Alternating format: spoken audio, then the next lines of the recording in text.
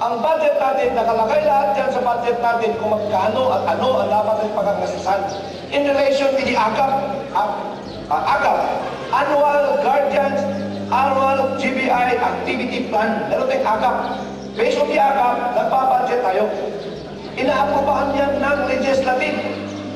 Sino ang legislative natin? Sa chapter 13 councilors headed by the Vice President. Functional yan. Functional. Pag hindi aprobahan ng council, walang mangyayari sa ating chapter.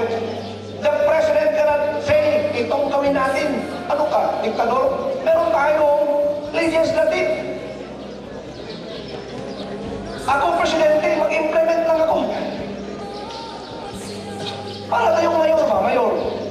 Diba sa ating munisipyo, meron tayong mayor?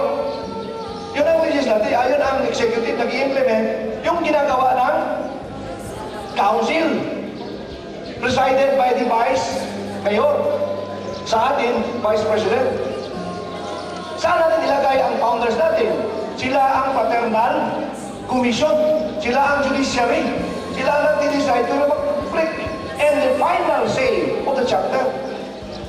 Yun ang relation. Ano ba yan? It should be functional.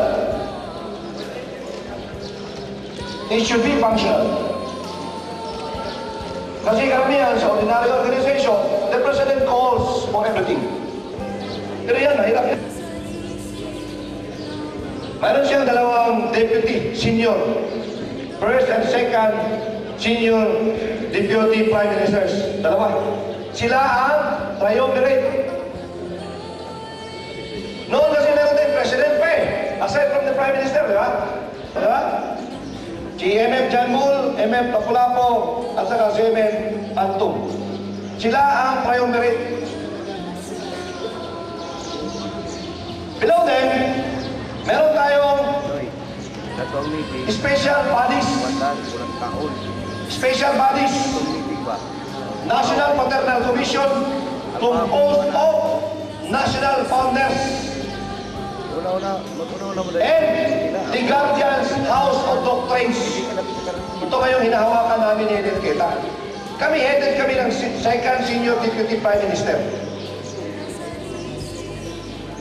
Itong National Paternal Commission is a special arm to assist the minister and the triumvirate. Itong DSOD, ito may hawak ng dogma, standards, procedures. Tinitingnan natin kung ano yung promotions, dumadaan sa atin yung membership requirements, lahat ng promotions, nire-review yan. Nire-review. Oh, ito yung doctrines, pati na yung lahat ng paternal affairs. No? And then, below that, merong tatlong deputy prime minister. Isa sa Luzon, isa sa Visayas, isa sa Mindanao. Sa Mindanao, ang deputy prime minister natin is founder Balarias, si Salamander. NF Salamander. No? Ni retired Colonel Balarias. Siya ang deputy prime minister natin for Mindanao. Siya ang alter ego ng prime minister sa Mindanao. Iba din sa Visayas, iba din sa Luzon. No? Sila, appointed sila by the prime minister.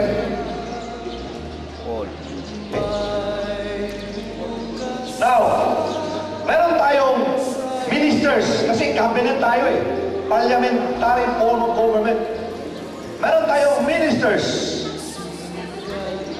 6 ministers yun. Still elected. Pero sa ngayon, kasi nasa provisions tayo na going to, ang tawag yun, hindi naman temporary.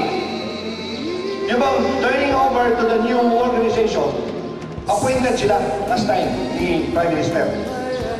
By 2008, mag-elect na naman ng permanent na positions. 6 ministers. Ano yung 6 ministers na kalaki dyan? Finance, ano ba yun?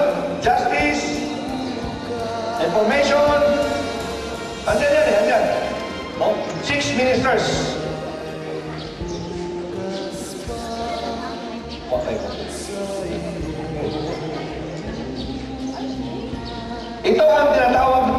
his guardian's cabinet. Remember nyo noon yung kay Marcos time? Minister Pirata, di ba? Mga ministers pa yun eh. Kabinete ngayon. Ayun, ang kabinete nga, sekretary ng address, di ba? Ngayon, sa atin, ministers, ang tawag. Yan. Now, ang lawmaking body natin, lawmaking body, no, national board eh.